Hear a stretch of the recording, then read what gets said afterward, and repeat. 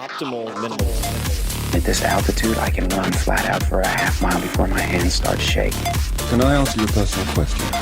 Now would seem an appropriate time. What if I did the opposite? I'm a cybernetic organism, living tissue over a metal endoskeleton.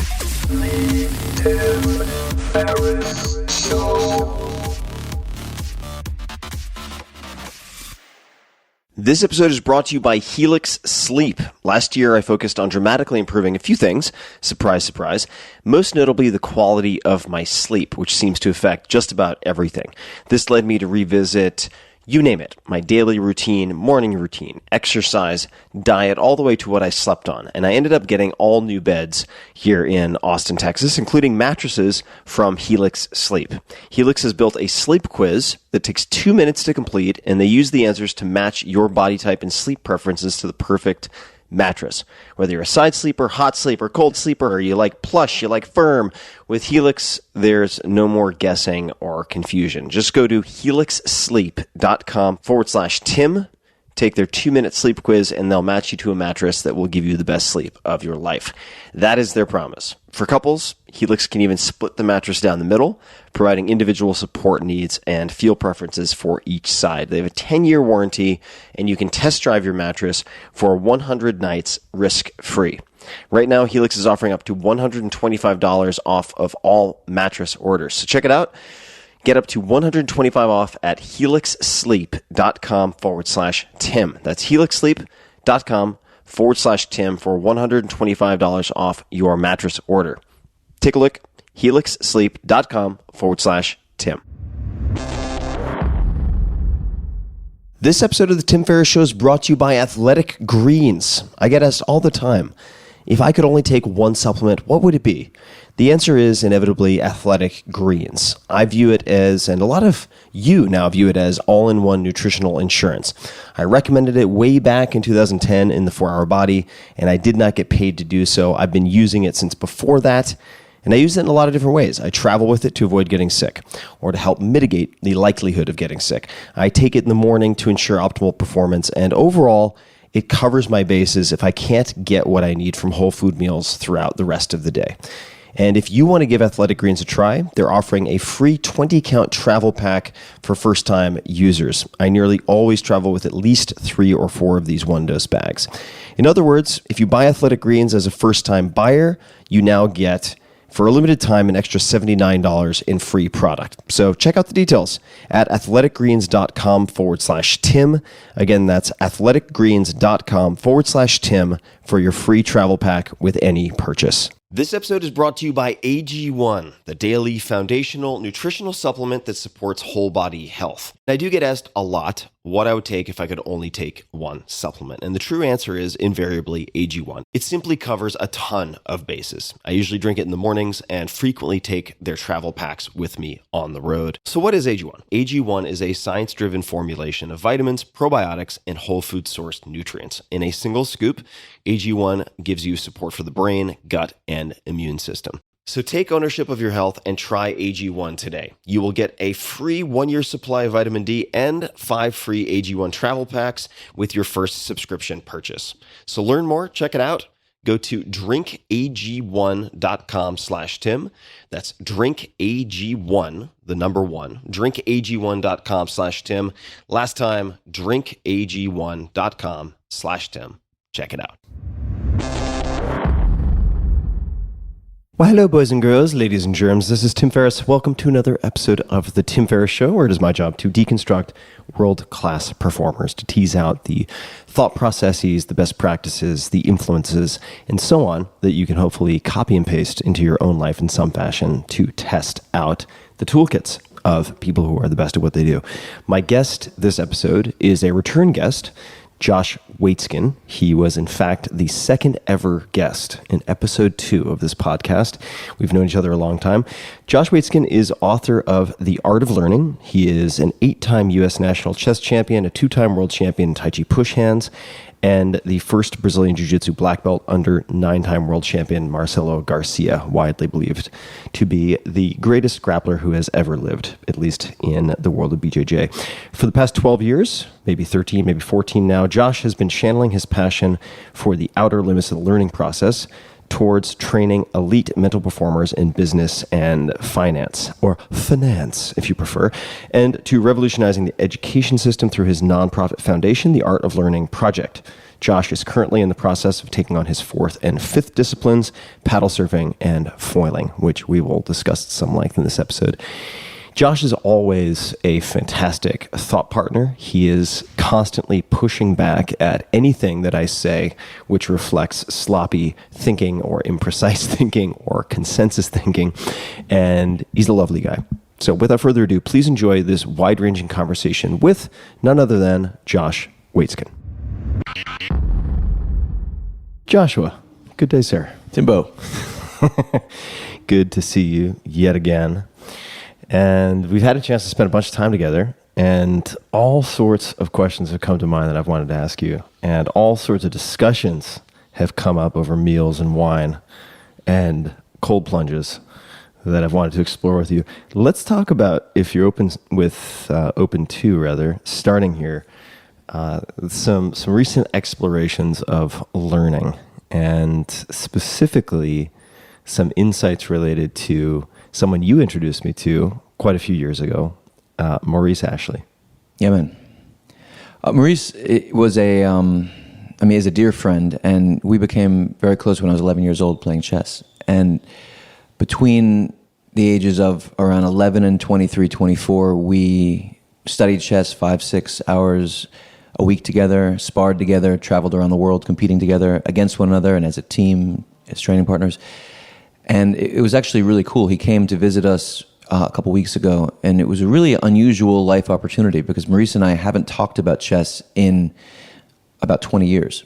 So imagine going all in, just deep dive with someone for 13 or 14 years in an art, not talking about that art for 20 years, growing in different directions, and then coming together. And a lot of what we were exploring were questions around, for example, what were our assumptions or our shared constructs 20 years ago, things that we agreed to be true that we now don't believe to be true. And for context, I mean, Maurice was a high-level chess player. How would you, for people who don't know the chess world, how would you describe? He's a strong grandmaster.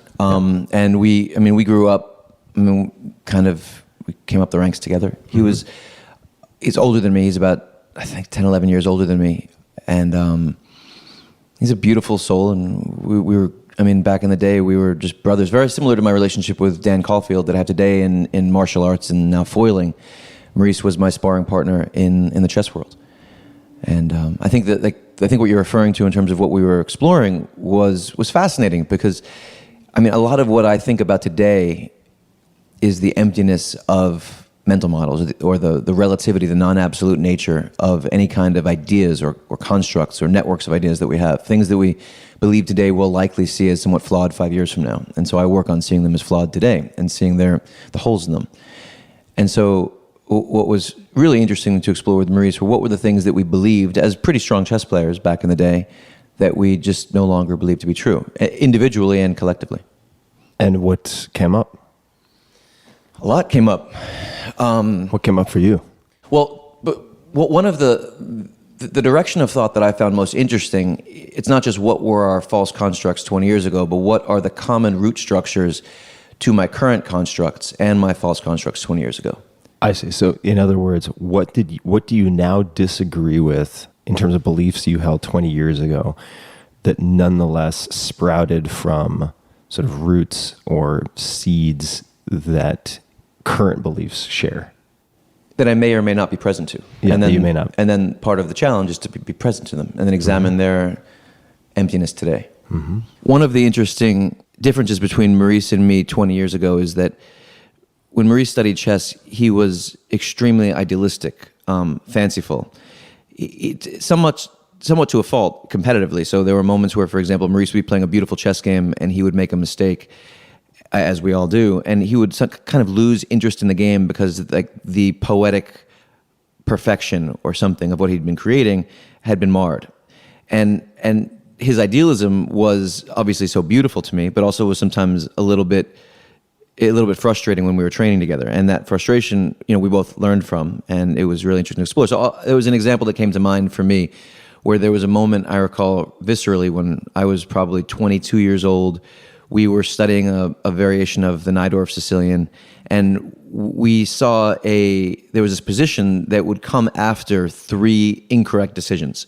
So in other words, in this complex opening that we were studying, there would be 3 mistakes that we made, and it led to this fascinating position. And Maurice was like, we should study that position. And I thought that was completely impractical. I was like, dude, what are we going to study this for? It's imprecise, right? We should spend our time studying a position we might actually see. And it was an example of me feeling that Maurice was being kind of overly fanciful or idealistic in the moment of training, and Maurice just being fascinated by something and seeing it would be cool and interesting to learn from, potentially. So in that moment, I had a lot of confidence that he was barking up the wrong tree. And when I think about that now, 20 years later, I was absolutely wrong. I think that studying that position, so much of what learning is at a high level to me today is conceptual learning, thematic learning. It's not about anything local. And so that position had so much dynamism to it. So like the convergence of different kinds of dimensions. And we would have learned so much from studying. We actually did end up studying it. We did learn so much from it. But when I think about it today, like that was a massive blind spot for me. So then how do I deconstruct that into a common root structure today? Well, I think that if you look at the way my buddy Dan and I studied martial arts together for a lot of years, we took on Tai Chi push hands together starting in 2000 in training camps for the 2002 and 2004 World Championships. And then we transitioned to Brazilian Jiu-Jitsu, reached high levels in that art, and then now we're taking on surfing and foiling together, really all in on foiling. And one of the differences between the way Dan and I approach learning is that I would argue that he's a much more gifted athlete than me. And I'm much more of a deconstructive learner than Dan is. So I tend to early in the learning process around something, I'll tend to deconstruct it down to the component parts, which might be technical or often will be thematic.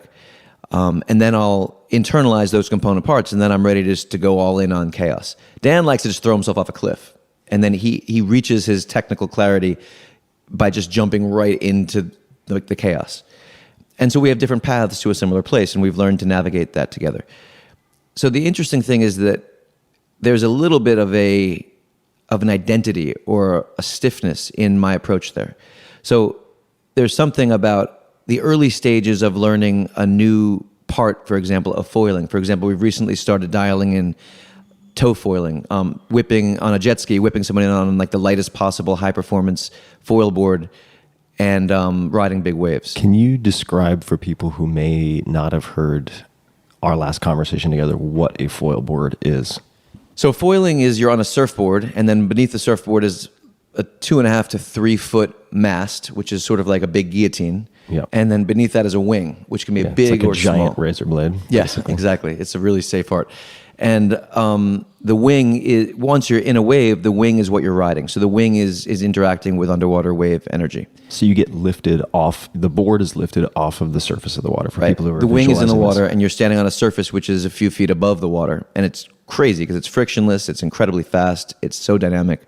It's awesome. I mean, I've never been more in love with an art in my life. And the purpose, if I am getting this right, of using a foil, aside from the different kinesthetic experience and aesthetic experience, is to be able to move faster on bigger waves, or is that how foiling came about as a technology? Well, there's lots of, yes, I guess maybe that's a part of why it came out. I mean, you're above the surface chop. So when it can be choppy weather, and if you're on a foil, you're just above it all. So you're frictionless. So conditions that are unsurfable are foilable, because the surfboard would be chattering on all this surface texture, and the foil is above it.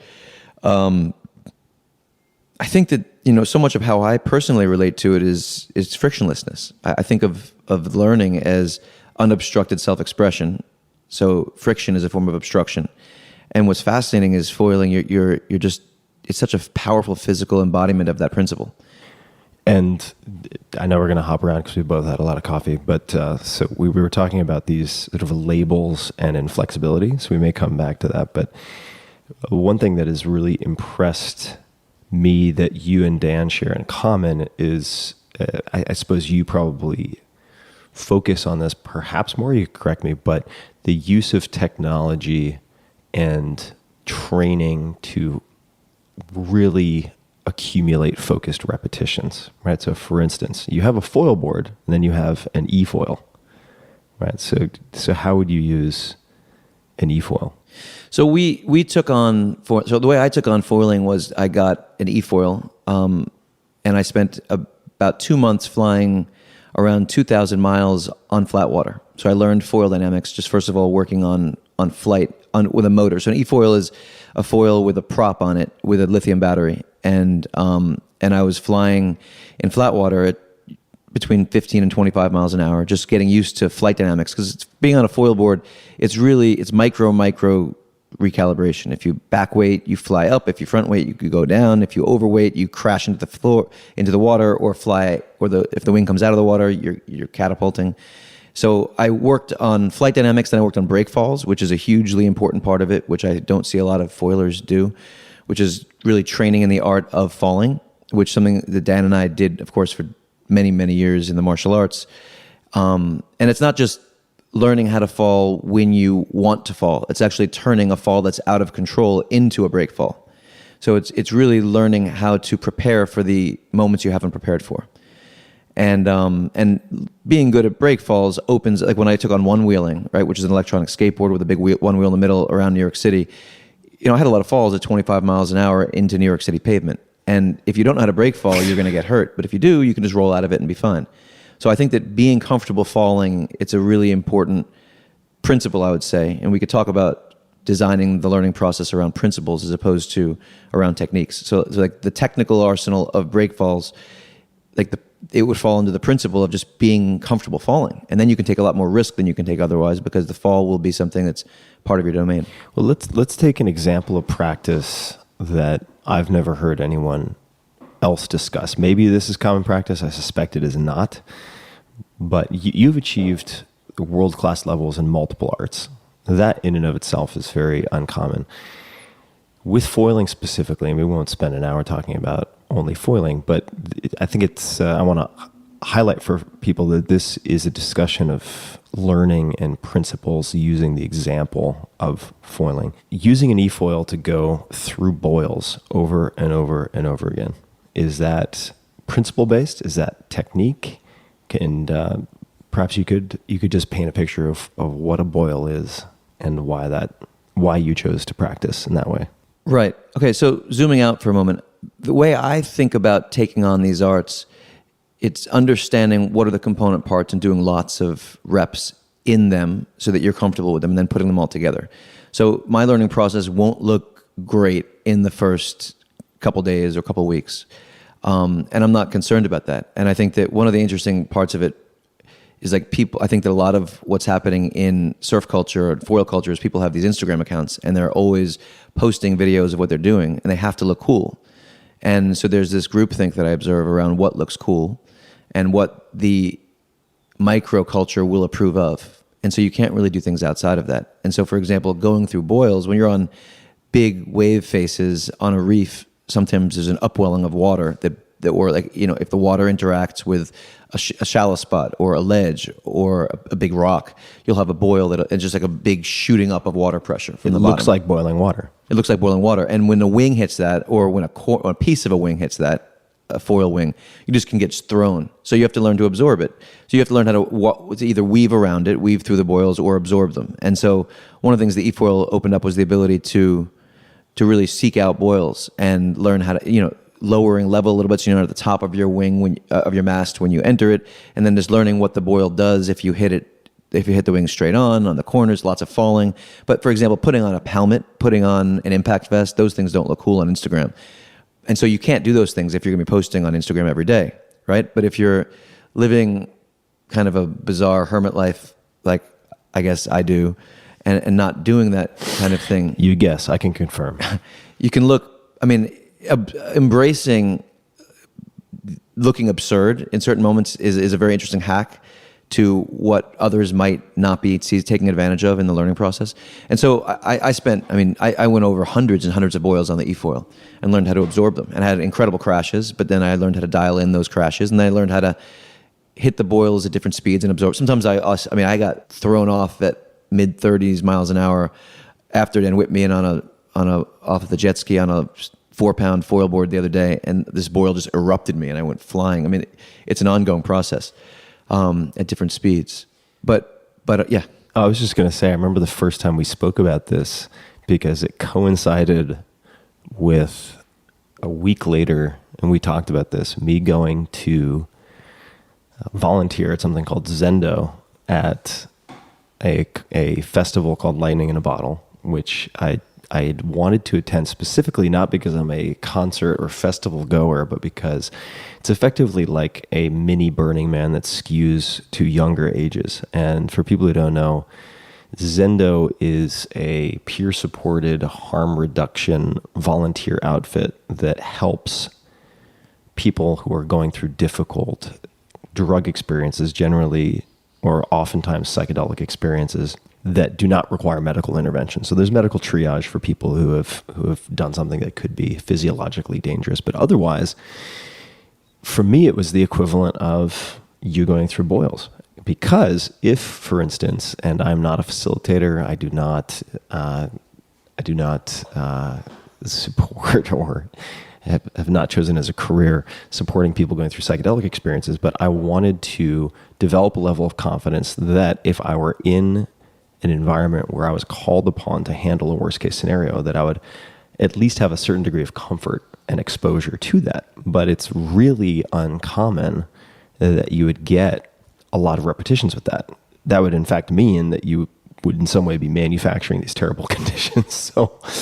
So one of the few ways to do it was to volunteer at Zendo, where you get these kind of red line cases and you get put in the crisis tent over and over and over and over and over again. And we had a really rich conversation about that, about this type of deliberate practice with the edge cases that are nonetheless really important to develop a degree of comfort around. And I think that you can do it thematically or non-locally. You don't have to do it specifically in the thing. So for example, one of the beautiful things that the E-foil opened up to me and Dan was the ability to just, there was this one wave that we fell in love with, that this offshore reef, and it would just mound up into this super steep ramp that just kept on going. And it was actually two converging ramps, and we called it ramps.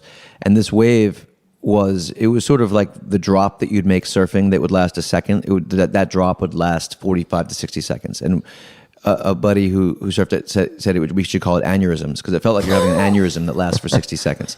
But we did so many thousands of those waves, then it's like you get used to the aneurysm. And then the aneurysm becomes mellow, and then it's just a mellow place to be. And then you translate that over to foiling on like the lightest, most high performance board possible.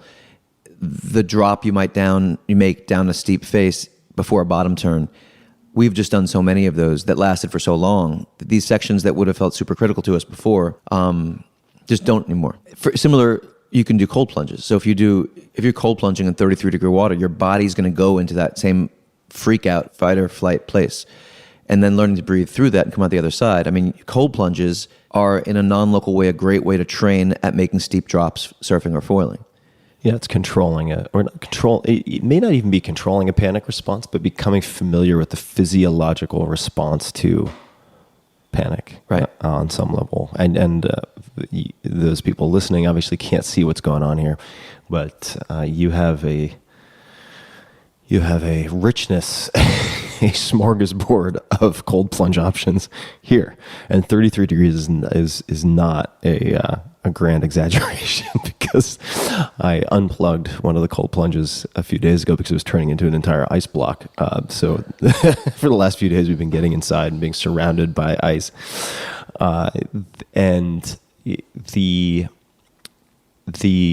I think the idea of kind of non-local practice applies also to what I was mentioning, right? Because I've accompanied doctors on ER rounds for similar reasons, right? To become more comfortable with an environment that seems out of control or unpredictable. And another option within the realm of, say, psychedelic harm reduction would be engaging or facilitating in large breathwork groups where you will have people, whether it's holotropic or something else, respond in really exaggerated, outwardly expressive ways in these groups, and you have to keep them from, say, flailing and hurting themselves or hurting someone else. How do you... what types of practice have become more important to you? If you're looking back at your, say, competitive career in chess or your practice of jiu-jitsu, what types of practice or thematic practice have become more important have you learned to value more or less? Does anything come to mind? Conceptual practice, thematic practice. I think that for example, building on what you just said, I would say that the tension one feels as a chess player, the buildup of tension, both psychologically and technically on what's happening between the chess pieces, is very similar to. It might be difficult for people visualizing people sitting at a chessboard and compared to like dropping down big waves, but it's very similar to the feeling one has dropping down big waves. You feel you feel the desperate urge to release the tension, and similar in cold water, right? And so the path that I've worked with. So initially it's pain, it's red alert, get me out of here. Then it's becoming at peace in that pain, and then it's learning how to enjoy it. And so like the great chess players, like someone like Magnus Carlsen, one thing that's fairly unique about him is he seems to really enjoy tension, right? And I've trained in my life. I never got there as a chess player, but I have gotten there in other things. Just learning to just completely love chaos. So the tension isn't grinding on you. You're not a tectonic plate moving toward eruption. You're getting stronger as the tension builds, and that's something that I think is beautiful to train at. Something like cold water is just something you can replicate every day to do it. The e-foil opened that up in drops, foiling, right? So I think to answer your question, conceptual learning has been, when you learn a technique, you're learning one thing. When you're learning a principle that embodies a technique, you might be learning 1,000 things. And so designing a learning process around the meta. This is part of the reason why I think my approach to surfing and foiling has looked so strange to somebody who are lifetime surfers, because I'm not approaching it technically. I'm working on internalizing certain core concepts, principles. The techniques fall within the tree beneath the principle. But so meta training, I think, would be the most important answer to that question. You're also coming into foiling with a huge disadvantage/advantage, which is you have not spent decades surfing. Right. So you're looking at things very differently. And just to give one example, and as background, before we began recording this, you encouraged me to read through a Slack channel that you have with your team where you're bouncing different ideas off of one another. And they're stress testing your ideas also, asking you to clarify things, define things. And you mentioned at one point frontside turns. Not to get too deep in the weeds, but frontside turn, different from backside turn. And then realizing that you could practice that on an e-foil by just effectively, correct me if I'm wrong, but what I read was kind of going in circles. Yeah, spinning in super tight circles. And you're doing just hundreds and thousands of repetitions that would be impossible to replicate except over an extremely long, weeks, months. Oh, years. Years on a surfboard. And so you were able to see that where I think perhaps others might not.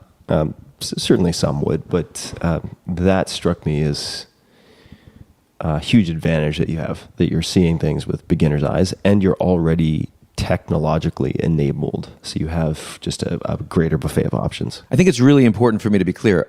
I'm just a beginner in the surf and foil world, right? Yeah. Most of the people who are foiling have been surfing for 20 or 30 years, their whole lives, because foiling is super hard. It's surfing much faster with an extra vertical dimension. The interesting thing about it is I'm learning how to surf and paddle surf through foiling. The lines that I can draw foiling are much better than the lines I can draw paddle surfing. And what's fascinating is I went out surfing. I'm right now foiling, 6 days a week, maybe, and paddle surfing 1 day a week. I went out paddle surfing yesterday because the swell dissipated a little bit and it wasn't great foil conditions where we go. And I was amazed at the breakthroughs I've made surfing just from the foiling breakthroughs I've made over the past couple of weeks. It's really interesting. So I'm coming at this in every way backwards. I'm taking on the art of surfing and paddle surfing. I started in my late 30s, not as a 6-year-old kid. And so that also speaks to some of the things that Dan and I, this relates to Dan as well, things we need to do. Like we haven't gone sideways forward. like been in surf stance, moving forward at high speed sideways. It's a very simple idea, right? If you're skateboarding or you're surfing or snowboarding, you're like in a sideways posture and you're going forward very fast. We haven't done that a lot in our lives. So things like the one wheel, which Dan and I both did, and then the e-foil, like that just gave us a huge amount of reps. And then the amount of waves we've been able to take e-foiling, we've been learning about surfing waves through those reps. And you're right. I think so. It's a disadvantage in a lot of ways that we're coming at it so late, but it's also a wonderful advantage because we're not socialized by any of the assumptions that a lifetime surfer would make. Similarly, in like the Chinese martial arts, taking on the Chinese martial arts, there's lots of things that Chinese martial artists who are lifetime aficionados will not consider. That coming at it as an outsider from the chess world, I could take advantage of. Similar in the Brazilian Jiu-Jitsu world. We could have conversations about those. I think we actually have spoken about those over the years. But all of these arts have their blind spots. Let me just go back, just finish the circle one time, because we began speaking about this exploration I was doing with Maurice relative to the chess and the common root structure between false constructs. So just to close that loop, I think that, so what I'm exploring now is that, like, so what was the essence of that thing I was too tight about with Maurice? I was being a little bit too local and too tight in the early stages of the learning process of something, which in that moment was a chess opening, a branch of the Najdorf Sicilian. What is that word, just to spell for people? Najdorf? Najdorf. Miguel Najdorf was a brilliant chess player, Najdorf, and there's a Sicilian defense is a chess opening, so it's a Najdorf variation of the Sicilian defense. It was just... Sounds like something from The Princess Bride. Continue. Okay. Yes, chess openings have funny names sometimes, but yeah. So the interesting question is that tightness, is there a shared root structure relative to that tightness in the learning process today? And for me, right? And I mean, there was a moment where Dan and I were whipping into a big wave we call mobs here, where to the left on foil, he was on a jet ski, I was behind it, and he came, he was whipping into it, and there's a big bare rock that gets sucked out, and there's basically a big dry rock on the whip in. And it was interesting because this was in the first few days of us taking on toe foiling, and in that moment, there was a tightness in me. Right now, we come close to that rock all the time, e-foiling. I think we'll be very comfortable playing right there soon, toe foiling. But in that moment, I was in the early stages of a learning process, and it was very similar because in that moment, there was an improvisational nature to that moment. It was playful. It was actually not such a big risk relative to what we do all the time. But there was a tightness in me because we were learning something new technically. In that moment, I wanted to work on the deconstructive component parts of toe foiling, and then work on that kind of thing. So I do think that it's interesting for me to explore, is there some identity in the idea that I need to deconstruct first? Similarly, questions like parallel learning, lateralization, I would say one of my biggest strengths as a learner has been the ability to translate from previous arts into current arts. It's interesting to invert that. Are there ways that might be holding me back?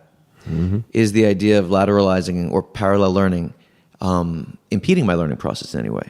So these are assumptions that I might have that I might hold tightly. I don't know. It's very interesting to take our assumptions and examine them, flip them upside down, rip them apart. May I ask you about one potentially backwards approach that I want to know more about? Yeah. Specific to your notes in the Slack channel. And that is a quote that also one of your team members asked you about. So the internal spirit is the teacher, or myself 20 years from now. I'm most interested in the last part of that. We could talk about the whole thing, but what does that mean? Or myself 20 years from now? Yeah, that came out of me a few months ago when I was trying to explain to a buddy of mine in the surf world this bizarre way that I'm approaching this stuff, because it looks really strange to people sometimes. And what I was saying was sort of in a thematic way. It's as if myself 20 years from now is my teacher. And what I mean is, first, there's two ways of looking at it. One is that I know myself decades into arts. Like I know myself decades into chess and into the martial arts. And so I have a feeling for what I am like when I'm in the realm of virtuosity within an art. And so in a sense, that person is like, that's a beacon that I'm moving toward, right? and I'm nowhere near that realm as a surfer and a foiler. But I've been there, and so qualitatively, in terms of some like abstract platonic realm of quality, there's that beacon for me. And there's the other part of it, which is that no one will know me better than myself 20 years from now. And if my goal is unobstructed self-expression or self-actualization within an art, then the person who is teaching me should be the person who knows me most deeply. And that's my person 20 years from now. The person 20 years from now is also a helpful visualization in being the person who would understand what my false constructs are today and yesterday and a year from now.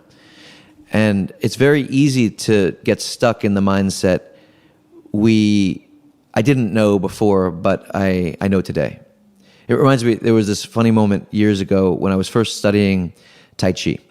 And I was in William C.C. Chen's Tai Chi studio. This was back in, I think it was 1998, 1999. And there was this guy who'd been studying for decades, and he was telling a story. And he was sort of holding court within his knowledge of wisdom within this domain. And he said, when I studied Tai Chi for a year, I thought I knew what I was doing. And I thought I was really starting to understand it. But after 2 years, I realized everything I thought after a year was wrong. It was just wrong. But now I understood. And then after 4 years, I realized everything I thought after 2 years was wrong. And he went on with this story and this pattern, but now I understood. Then when after 8 years, the same thing, everything I thought after 4 years was wrong. And now I've been training for 16 years. And everything I thought after eight years was wrong, but now I finally understand. And I remember thinking at the time, man, you got it, but you didn't get it. Like, the point is, you don't know now either, right? Like, after 16 years, you've been going through this repetition. What about after 32 years? So part of that visualization is designed to help me know that I don't know. Yeah. Right? And which is so important. It's so easy to think that we were in the dark yesterday, but we're in the light today. But we're fucking in the dark today too. So I've a question about the self 20 years from now, because a follow-up question. Part of what I enjoy about these conversations with the mics is that we get to hopefully edge into some stuff that we haven't talked about, because we talk all the time. And I don't think I've ever told you about the piece of writing I lost that pained me the most. And the piece of writing that I lost was the following. I was, for some reason, maybe feeling under the weather or had an injury, something like that. And I was unable to join some friends skiing. And I was very upset about this. I love skiing. And I was sitting in a lodge, love ski lodges, so that's the upside.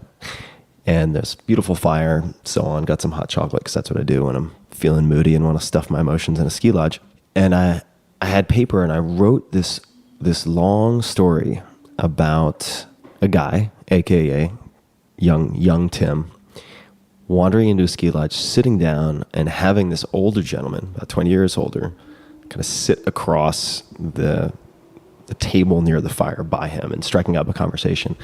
And I only realized later that this is very close to a story by, I think it's Jorge Luis Borges, but ended up being this surreal interaction between my younger self and my older self, and asking my older self for advice on all these various topics over the course of a few hours of sitting there in the ski lodge. And I looked at the advice after I had been writing all of this for 5 to 10 pages, and the advice made sense. Like, a lot of the advice seemed like very probably it could be the advice that a 20-year older self would give me, with some detachment from the emotions of the current situation. And somehow, some way, I ended up losing it. And that it bothers me to this day, because I thought it was there was so much there that I felt was really insightful and actionable.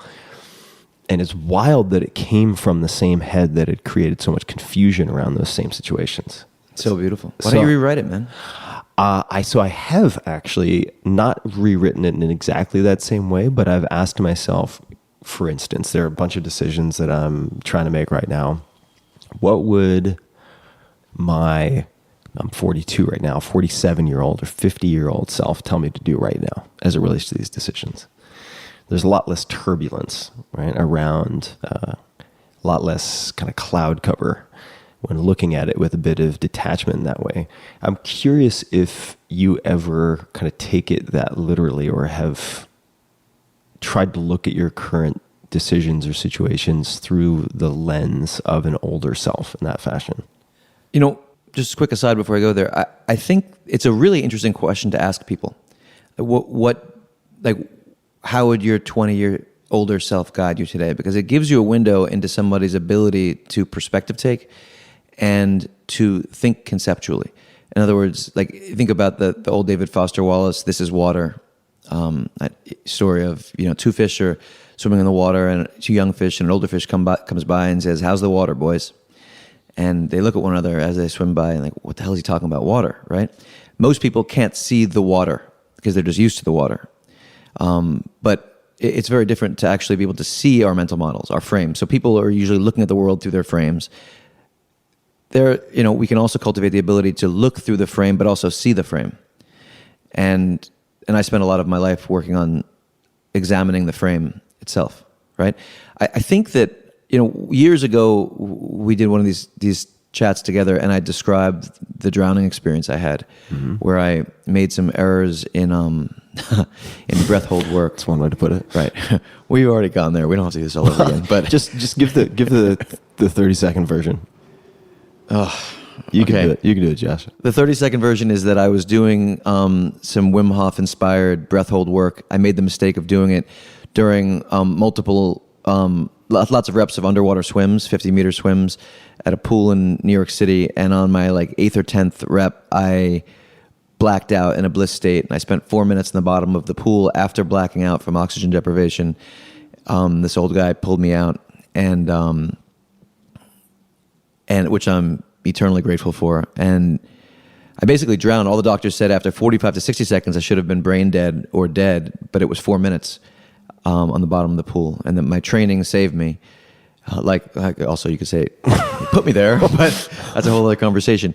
There was so that we've discussed that whole experience at length. We don't have to go in there in depth. But I think that inspired a version of this thinking. And it led to a lot of the life decisions that I've made and our family has made, living the life we live today, which is very much off the grid, because I emerged from that experience just with, I was someone who filled with a lot of love and an appreciation for doing what one loves, but that went into overdrive. And I just decided that I would devote my life to living as fully and deeply and beautifully as I possibly can, helping my loved ones live as fully and deeply and beautifully as they could, and making as large a positive impact on the world as I could. And that was just all that mattered. And we uprooted our life and changed everything. So I think that mortality experience, that was the most powerful catalyst for that kind of thinking. And I should just note that thankfully I've not had that experience, but about a year ago at a retreat, group retreat, there were a number of writing exercises that we were instructed to do. And one of them was to respond to a prompt. And the prompt was, pretend as though, or imagine that you are going to die exactly 2 years from today. You will die in perfect health. Just the clock will run out. 2 years from today, you will die. What will you do in the next 2 years? What are the things that you would do? And I realize that's somewhat different from having a near-death experience and then reprioritizing, but it does apply a certain pressure and a certain sense of urgency that I think you would get from either situation. And that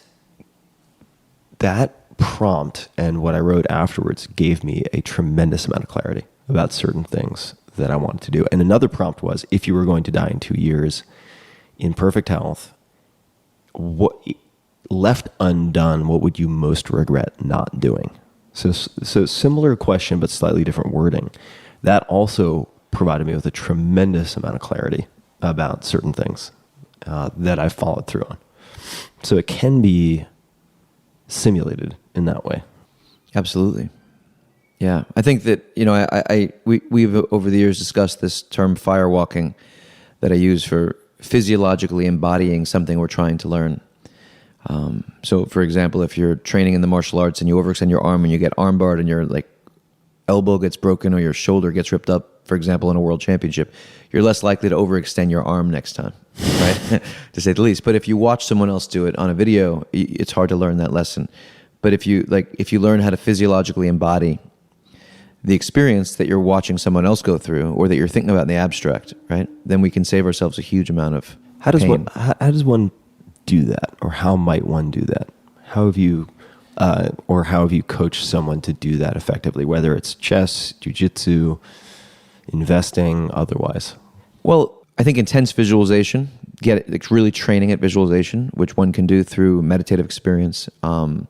I think biofeedback training is really useful to help learn how to put yourself into different physiological states at will, because you can actually use biofeedback to observe what state you're in if you just don't sense it so quickly introspectively.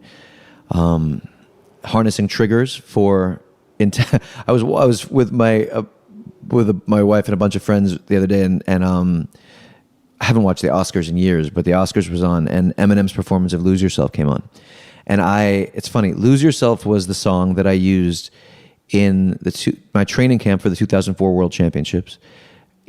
So for the 3 months of every day of training, I listened to it before every fight of the World Championship in 2004, in between the semis and the finals, and in between the finals and the sudden death playoff, when I've been in the wildest state of my life.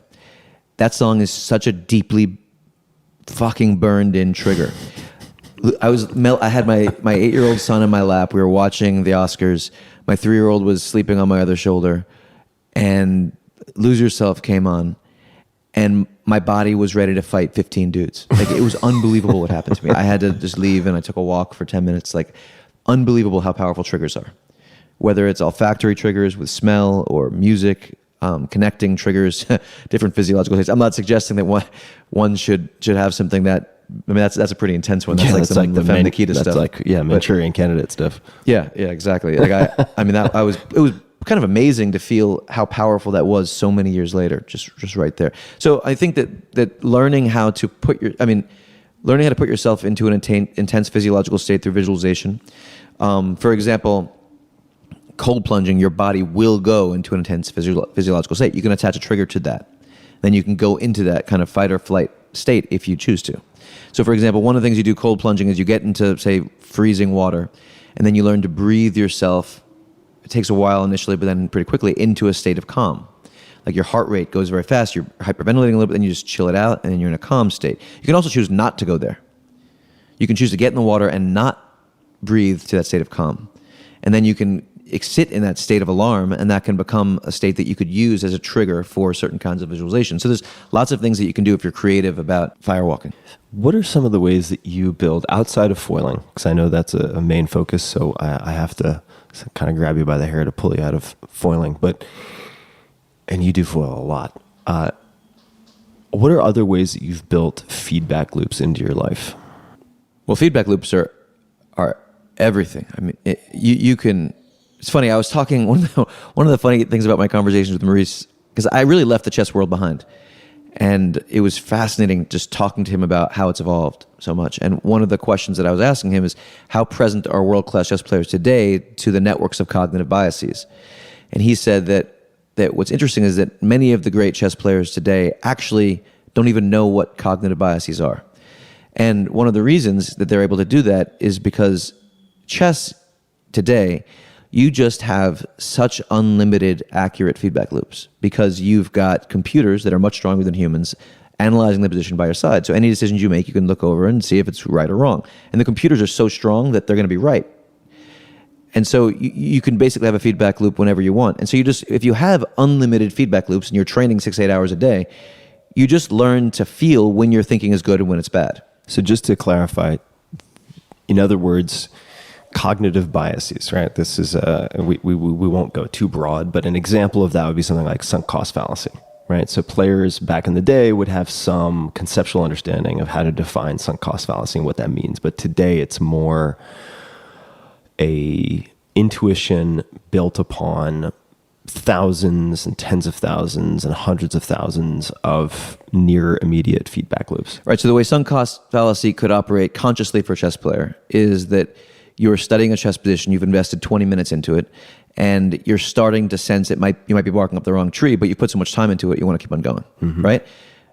Or that could just manifest without any consciousness of the bias, in just that your thinking doesn't feel good, or in the moment your thinking starts to feel a little bit less present or less on it, then you just go the other way, right?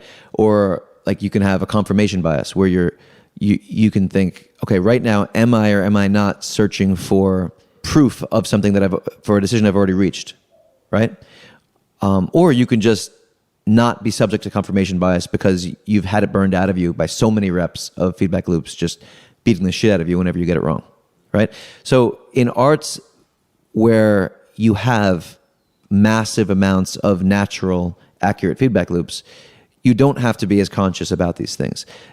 On the other end of the spectrum, something like investing, it's very, very hard to have accurate feedback loops because the decisions you make today, if you're a long-term investor, the decisions you make today, you might not actually see the result of that decision for many years. And you could have had good process and still have bad outcome, or you could have bad process and still have good outcome.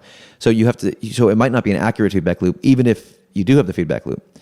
And so in realms like that, you have to be really creative. And I would argue that a lot of what defines the learning curve of someone in a field like investing where accurate feedback loops are few and far between is how creative you are in manifesting them. For example, you can have somatic feedback loops. You can use biofeedback to understand when your performance state is at a high level of quality or a lower level of quality. What does it correlate to physiologically? Exactly. So when you're thinking, well, what does that mean? What is the biofeedback saying? And then you learn to feel what the biofeedback physical is saying. signature? What's the signature of those good decisions? Right. Which we use biofeedback for initially, but then we learn from the biofeedback how to feel it, right? So a lot of what when I'm training people in like elite mental performers, a lot of what we're doing is being extremely creative in designing accurate feedback loops in places where it's not so unreal. So you asked me about myself. Oh, it's. I mean, you told me not to speak about foiling because, but it's difficult because like that's what I'm all in on now. Yeah. So like I'm training in paddle surfing and foiling, and so I mean I'm gonna kind of swat that deflection aside. I mean, because that's what I'm all in on now, right? Yeah. And so I've learned that feedback works for me sometimes, and other times I don't want it. So, for example, I have a buddy who does drone footage of us once or twice a week on a cadence relative to the swell, but also relative to where we are in the learning process. Usually I'll study video very closely, and then I'll spend 4 or 5 days training without video feedback at the thing that I'm working on, and then I'll have drone footage again. So I will have video feedback at a pace that feels appropriate to my learning process. Because there's sometimes I find that you want to internalize. You want to work on what you're feeling internally without an external eye. Yeah, totally. And then sometimes you want the external eye, and I honor that. I really trust that. Similar to for example, let's just say you're training Brazilian Jiu-Jitsu and you've got a tournament coming up. Your repertoire tightens, right? It condenses down to what you're best at. But then you have a period of time where after the tournament, where they say you're not going to compete for 2 months, you might have an experimental repertoire that you're playing with, things that by definition you're not as good at. But that you're expanding, you're investing in loss a little bit. You're getting beaten up by some people who you couldn't beat up with your best repertoire, but you're working on things. So in that moment, if you're studying video in that period, you might reject what you're doing because it's not as good as you can be. Yeah. So that's an interesting period to just work on somatically dialing in something and feeling your way into something. I think I just want to underscore that because I think it's really important, and that is it's not always true that more feedback is better. Right? Absolutely. And if I look at a lot of the best teachers in gymnastics, in skiing, for instance, they're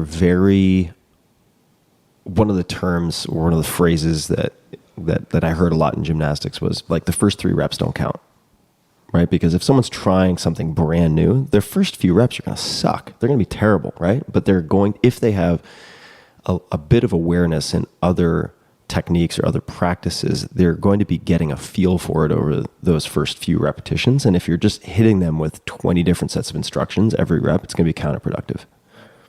Right. And I think that there's feedback that you're internally generating based on how you feel and how you observe you look on video or something. Right.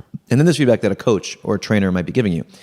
For a coach or a trainer to give you feedback, they have to, for you to let that feedback in my view, they have to know you very deeply. So there's a lot of trainers, for example, who can't get outside of their own conceptual scheme.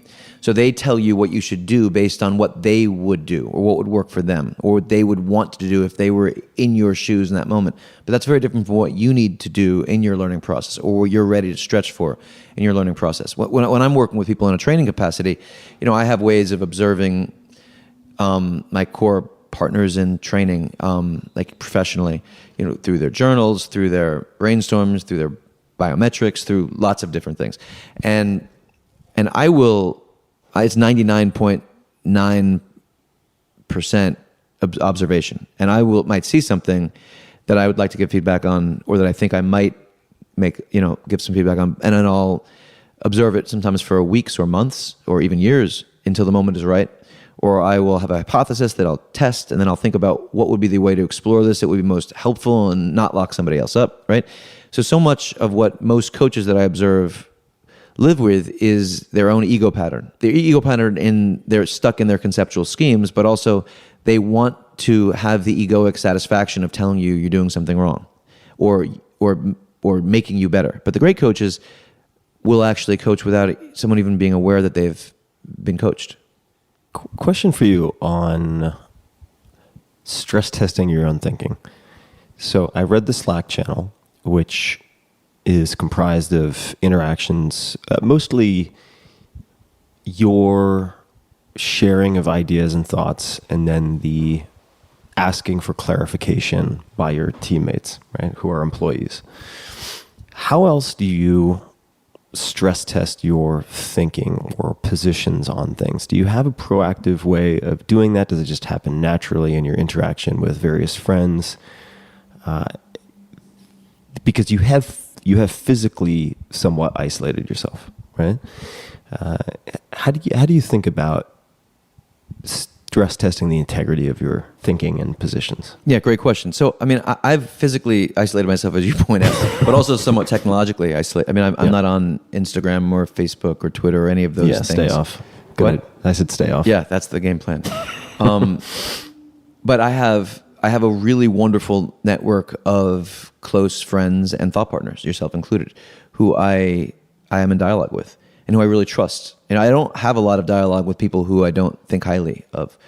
And so, for example, around what I'm working on actively in my training process, Dan Caulfield, who we're out there on the water 4 or 5 hours a day together.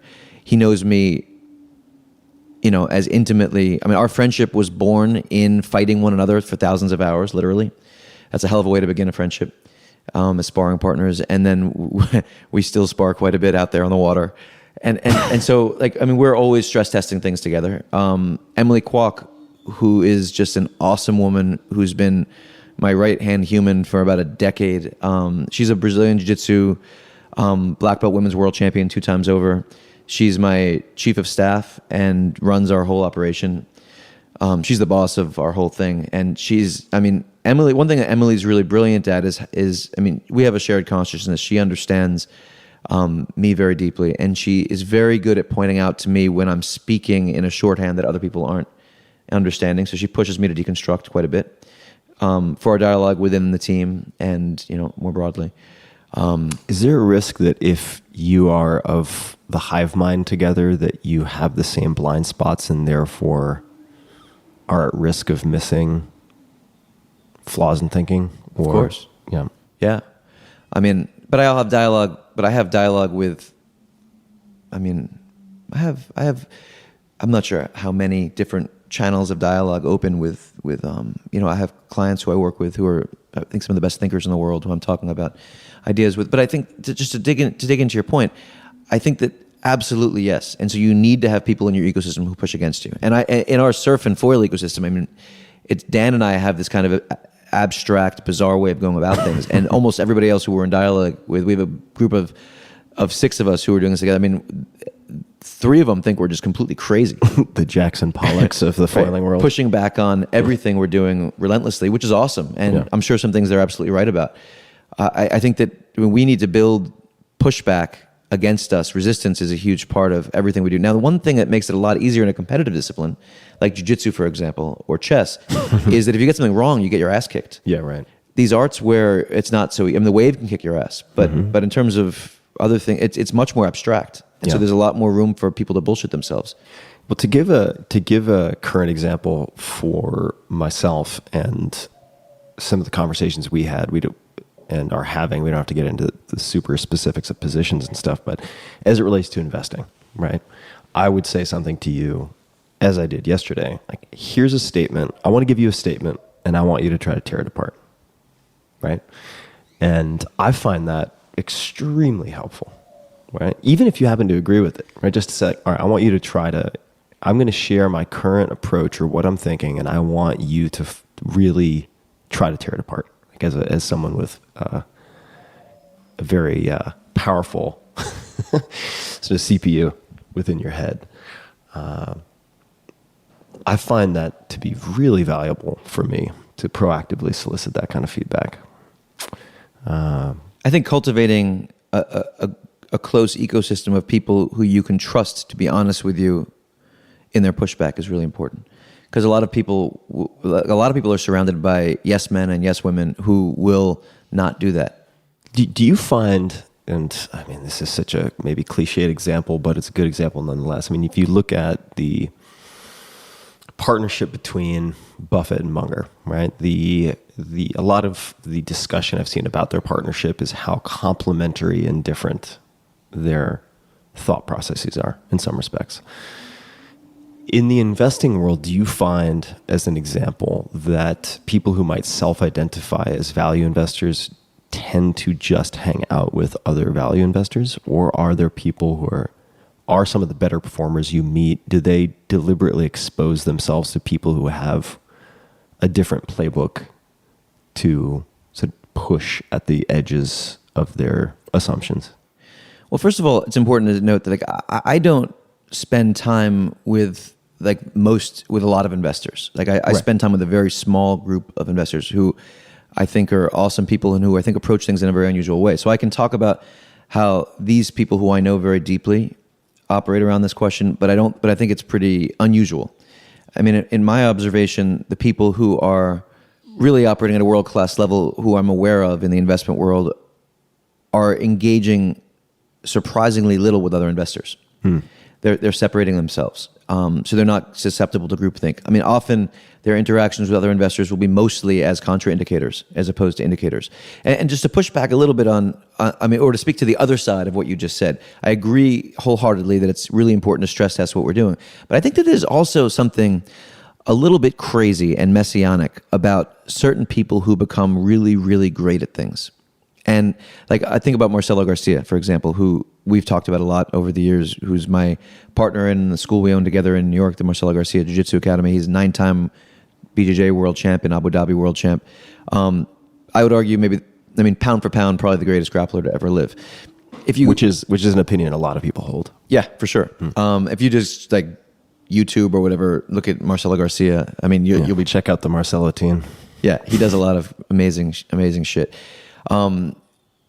And what's interesting is when Marcelo was competing, if you went with him to competition and you felt him in training camps, I've been in a lot of training camps with him and we've sparred a lot in training camps, and I felt him in that physiological state, which is like you're fighting an ape. It's a really simian physical intelligence. It's wild. I mean, his lats are like hands in the precision of how they close around your neck. It's pretty amazing. But there's a confidence that he goes into things, and it's the kind of thing where you can walk into a room where no one believes in you but yourself. But your self-belief is so profound that you're unstoppable. And the way I relate to that, if you try to deconstruct it, is that that kind of sense of inevitability of success comes from self-expression, from knowing that you're playing your game and you're playing your game better than anyone else in the world could. And you build everything around the uniqueness of who you are. And there are moments. I remember when Marcelo was one moment when Marcelo was in a Mundials and he was fighting this guy Carlos Sanz, who's a just brilliant fighter in his own right. And Carlos Sanz went for a wrist lock, and Marcelo pulled out, and then Marcelo put his hand right back into a wrist lock, looked Carlos Sanz right in the eye, and let him try, and just stared him in the eye while Carlos Sanz tried to close a rip. And he didn't avoid the technique. He just tried to break this man by putting himself into the thing and saying, "You will not." You can't break me. And you can break someone by being unbreakable. And there's something about that kind of self-belief that is really powerful. And there's something about approaching things in really unorthodox ways that you don't really know if it's going to work until it plays out. I mean, I'll give you like a very basic, much more simplistic example of that. The idea that Dan and me training in the e-foil stuff was going to translate over to the foil stuff was something I had tremendous confidence in. But I mean, pretty much everyone who I spoke to in the surf and foil world thought we were dead wrong and thought we were just barking up the wrong tree. And if you look at the footage side by side of those two different tools, I could see why someone would conclude that, right? For sure, because the e-foil is way heavier. You're on like a 70-pound instrument, and it's got different dynamics, but you're foiling, and you're foiling fast, and you're getting tons of reps. And the e-foil, I would argue, is much harder to learn than a lighter foil in that it's more high consequence. If you get hit by it, it's bad. You're dealing with a machine. You can die. Lots of things. But the thing is that it's an amazing creation, and you get so many more reps. So learning on the thing, you just get, I'm not sure if it would be early on 100x, 500x the reps. And so if it might be harder to learn on some level, it's actually much easier to learn because you can dial it in. But the belief that it will translate over comes from sort of a deeply intuitive thing. So if I stress tested that by talking to other people in the foil world, I would have rejected it. But and what's interesting is that when we translated it over to being whipped in on the lightest, most high performance board possible on foil, it all translated right over. Now, I want to push back on one thing. Do it. And that is, if you had stress tested it, you would have rejected it. I'm going to offer that it's entirely possible for you to get a lot of contraindicating feedback and still hold your position. Oh, for sure. You're right. And I did. Yeah. I mean, I was getting a lot of that. Yeah. So I think you're right. You just have to handle the stress testing correctly. Now, those, as I've read you put it in your private journal, those were reps hidden in plain sight, right? Or there are reps hidden in plain sight, like the front side turns just by going in circles, as opposed to being on a wave at all, right? Just think about that actually, just like that front side turn thing. It's such a funny idea. Like a front side turn, let's just say you're riding a wave, you drop down the face of a wave, and then you do a bottom turn. So it means you're like turning on the bottom of a wave, like you go into the flats in front of a wave and you're bottom turning back up into the wave, right? That would be like a front side turn. You're turning on the side that you're facing on the board, right? Meaning like your belly button is facing away from the wave when you turn, right? No, your belly button is facing toward the wave. Oh, it is. That's a front side turn. That's a front side turn. Oh, yeah. Wow, that's confusing. So like I realized that my cutbacks, my backside turns on a front side wave. I know it's a little, anyway, my front side turns were lacking. So what I was able to do on the e-foil, it's so ridiculous. I put on a big front wing and a very, very small tail wing, which the small tail wing allows you to have maximized turnability. And I just started to spin in circles under power. And I was using a folding prop. So if a wave came, I could enter the wave, the prop would fold and enter the wave. So in between sets, I was spinning in circles. So I would be spinning in these tight circles for 2 minutes at a time, just countless. I mean, if you were to add up the amount of turn time that I got in that one session to how many frontside turns you'd have to make, I don't know, thousands and thousands and thousands of waves of frontside turns, right? And then whenever a wave would come, I would just drop into it and work on that same body mechanic, and then I'd go back to spinning in circles. I looked like a total madman. If anyone would have been watching me, it was like the ultimate, like what the hell is this ridiculous human doing? Looney Tunes. But I made such huge growth in that moment. Can you think of other places in other arts, whether it's chess, BJJ, push hands, investing, anywhere, where you might find reps hidden in plain sight or a way to do that type of deliberate practice that is uncommon?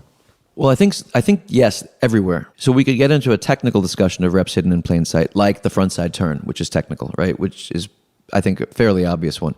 I think that where the really potent, low-hanging fruit, hanging in plain sight, are in the thematic, right? Are in like breaking down the learning process into the core principles or themes we want to work on and doing reps of those.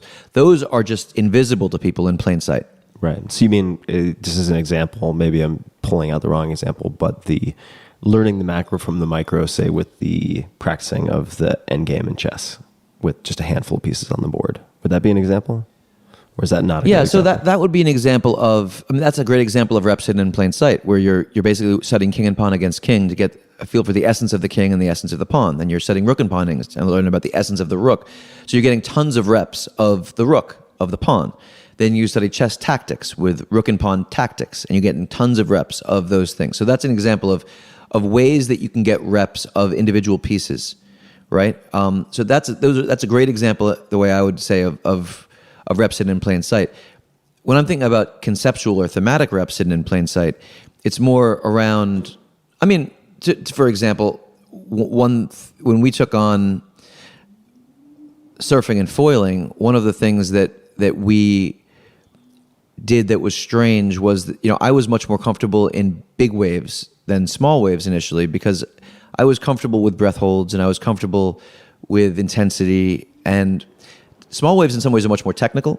And I just simply, like, I hadn't, and so I made the decision early on to surf and foil bigger waves before I really took on smaller waves. It might be a strange idea, but the kind of rep that I had to get was glide, getting used to moving fast forward, sideways, right? So for example, the one wheel, the e-foil, these were getting tons of reps in just in the idea of glide, learn to feel what glide was like, right?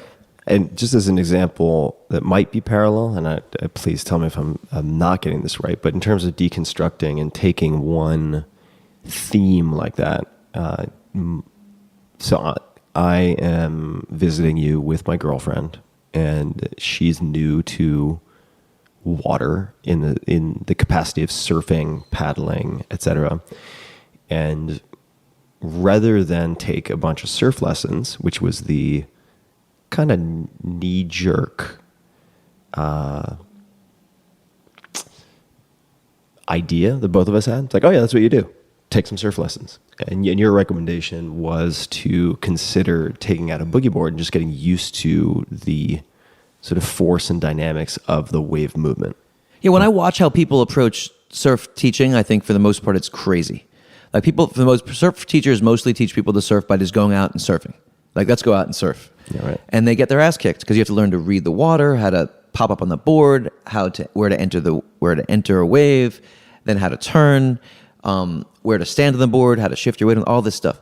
I mean, in my opinion, what we did with your girlfriend is we went out and pushed her into a bunch of waves boogie boarding, just learned to feel what glide was like on the water, also not traumatize her, and then learned to feel what different parts of the wave, the energy in different parts of the wave. And the last wave she got on her first day was actually in the pocket of a wave. I pushed her in right where it was breaking, right where she'd surf it, and she was so stoked. And she had a great positive first experience, and she felt glide, and it was awesome, as opposed to like just getting super frustrated in the beginning. And I think that deconstructing it is really important. And, an interesting example of thematic deconstruction relative to reps hidden in plain sight would be, for example, this idea around being at peace in chaos, or learning to be okay internally, or even to thrive internally when your body is in alarm, right? Because if you don't train at that, then when your body goes into alarm, you're just alarmed. But if you do train at that, for example, you can train at it like we discussed through cold plunging or different things that controlled ways of putting your body into that state and then breathing through it, then you've trained at that meta theme, right? Of being at peace in physiological alarm and then working through it. And then when you're in a, for example, a surf moment where you're in a total shit show, then you've trained at that most important part of it, how to breathe through it, right? You've learned how to literally, technically breathe through the alarm, right? As opposed to trying to do that when you're also trying to read the water and figure out if you're about to hit a rock and you're in the middle of a hold down and you've got one breath you could take between the next set and everything's freaked out. You don't know what the hell's going on, right? So I think that's an example of how to deconstruct things down to component parts and work on them. And I think it simplifies the learning process in a lot of ways, because then when you put it all together, you've learned the critical component parts, the thematic component parts. Yeah. Like reading the water. I mean, that's something that I think should be done independently of just going out to learn how to surf. Mm-hmm. But very few, some do, but very few surf teachers actually just work with people on reading the water when they're not surfing. Yeah, and the best teachers I've run into on water, for instance, good friend of mine, Kelly Starrett, incredible performance coach, physical therapist, all-around hilarious guy, also former world-class kayaker. And we spent time on the Grand Canyon together with his family. And that's exactly what he did. Before attempting anything technical, before learning any new skills. He's like, I just want you to move with me and I want you to watch the water. And he would explain it once, and we'd get to the next set of rapids, and he'd go, okay, what do you see? Where's the tongue? Where would you go? Right? It's hypothetical before just throwing me in with 20 new skills to try to juggle simultaneously. But that takes empathy as a coach. Yeah, he is an exceptional coach. Yeah, he's very good at it. The Buddhist technique of expedient means or liberative technique, depending on how it's translated, of teaching, of being aware of what the student is ready to stretch for and going there. That's taking yourself outside of your own conceptual scheme as a teacher and understanding what the student needs, right? I mean, I think that's that's like principle 101 as a teacher, but very few people really internalize it. Yeah, Kelly and you are both very good also at ensuring that the first few experiences are at the very least non-threatening, right? So that they may not be orgiastic celebrations of joy, but at the very least, they're not going to be traumatizing, right? He's very good at that, whether it's Olympic weightlifting or kayaking on what can be very, very scary rapids at different points, ensuring that the first few experiences, as you're just getting a toehold on the basic sensations of a new skill, are non-traumatizing. I've learned that. I think some people in my past might not say that was a core strength. But we can let that one go for now. Well, we're coming up on a very exciting afternoon here, so I know we don't have too much time left, but I'd love to ask you, maybe in closing, about Robert Keegan. Am I getting the pronunciation of that name correct? Yeah. Who is Robert Keegan? Why is he interesting to you? So our friend Graham Duncan first turned me on to Keegan many years ago, and I read his work, but I've been, in the last couple of years, just becoming increasingly impressed with certain core points that he's zoned in on. He's just a brilliant adult developmental psychologist, and a lot of his work is around the transitions in the human mind from an opportunistic to a socialized to a self-authoring to a self-transformative kind of mindset. And if we just zone in mostly around the transition between the socialized mind and the self-authored mind, which is... Yeah, hold that thought. May I ask, does Graham find this... Is he focused on this mostly in the context of talent acquisition or finding good talent? Is this sort of part of his filter in doing that? Yes. Mm-hmm. I think that was how he initially was drawn into it, and I think now it's just part of his worldview. Just a lens. Yeah, just a lens. And it's one of many very interesting lenses. I don't tend to have think that one lens has got it all, but the thing that I'm intrigued with Keegan's work, which I have a huge amount of respect for, is the exploration of the limitations of the socialized mind. Sometimes we can just will somebody to be able to perspective take, to release their perspective and take on someone else's perspective, or the ability to hold multiple mental models that are competing with one another and be at peace with that tension between them, right? We can just want people to do that, but there are certain developmental hurdles to that. And I think that that's an area that Keegan has really explored brilliantly. And I do encourage people to read Keegan's work. How do you spell his last name? Kegan. I think it's important to be empathically present to the developmental obstacles that we all might have around what we can and cannot do conceptually. I mean, it strikes me that we're all blind. It's just a matter of accepting that we're blind and trying to figure out how we might be blind or what we might be blind to, perhaps is a better way to put it. Keegan. Yeah, and I agree. And for those interested, Graham and I had a really fun conversation on the podcast as well. So I will create a short link to that. Graham's a brilliant dude, a dear friend. I love him. And he's the best mind I've ever run into in the world around the hunt for talent and the deconstruction of potential world-class talent out there in the early stages. Best hair in the business also. Absolutely. Severe follicle envy of Graham. So for those people interested, I'll create a short link to that interview, that conversation at tim.blog/Graham, Graham. Joshua, anything else you would like to mention, discuss, disabuse me of before we wrap up? Nope.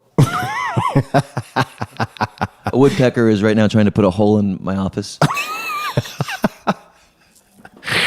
I think that's a great place to close. Right. So, Josh, where can people find you? I feel like your answer is the same as Laird Hamilton in the Pacific Ocean. Yes. Well, until next time, thanks for hanging, man. And, Thanks, brother. And recording something for posterity to be continued. Hey, man, this was fun.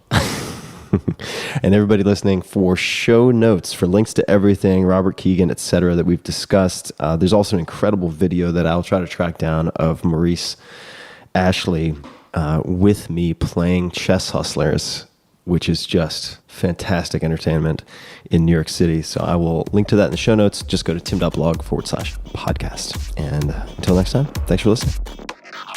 Hey guys, this is Tim again. Just a few more things before you take off. Number one, this is 5 Bullet Friday. Do you want to get a short email from me? Would you enjoy getting a short email from me every Friday that provides a little morsel of fun before the weekend? And 5 Bullet Friday is a very short email where I share the coolest things I've found or that I've been pondering over the week. That could include favorite new albums that I've discovered. It could include gizmos and gadgets and all sorts of weird shit that I've somehow dug up in the world of the esoteric as I do. It could include favorite articles that I've read and that I've shared with my close friends, for instance. And it's very short. It's just a little tiny bite of goodness before you head off for the weekend. So if you want to receive that, check it out. Just go to 4hourworkweek.com. That's 4hourworkweek.com, all spelled out, and just drop in your email, and you will get the very next one. And if you sign up, I hope you enjoy it. This episode of the Tim Ferriss Show is brought to you by Athletic Greens. I get asked all the time, if I could only take one supplement, what would it be? The answer is inevitably Athletic Greens. I view it as, and a lot of you now view it as, all-in-one nutritional insurance. I recommended it way back in 2010 in the 4-Hour Body, and I did not get paid to do so. I've been using it since before that, and I use it in a lot of different ways. I travel with it to avoid getting sick, or to help mitigate the likelihood of getting sick. I take it in the morning to ensure optimal performance, and overall, it covers my bases if I can't get what I need from whole food meals throughout the rest of the day. And if you want to give Athletic Greens a try, they're offering a free 20-count travel pack for first-time users. I nearly always travel with at least 3 or 4 of these one-dose bags. In other words, if you buy Athletic Greens as a first-time buyer, you now get, for a limited time, an extra $79 in free product. So check out the details at athleticgreens.com/Tim. Again, that's athleticgreens.com/Tim for your free travel pack with any purchase. This episode is brought to you by Helix Sleep. Last year, I focused on dramatically improving a few things. Surprise, surprise. Most notably, the quality of my sleep, which seems to affect just about everything. This led me to revisit, you name it, my daily routine, morning routine, exercise, diet, all the way to what I slept on. And I ended up getting all new beds here in Austin, Texas, including mattresses from Helix Sleep. Helix has built a sleep quiz that takes 2 minutes to complete, and they use the answers to match your body type and sleep preferences to the perfect mattress.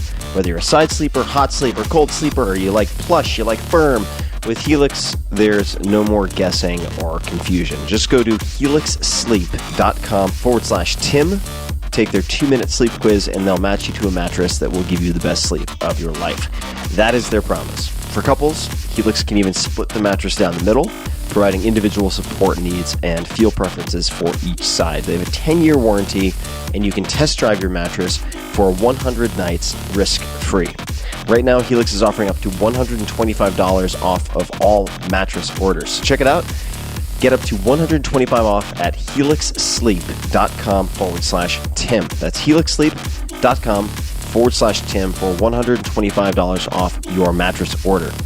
Take a look, helixsleep.com/Tim.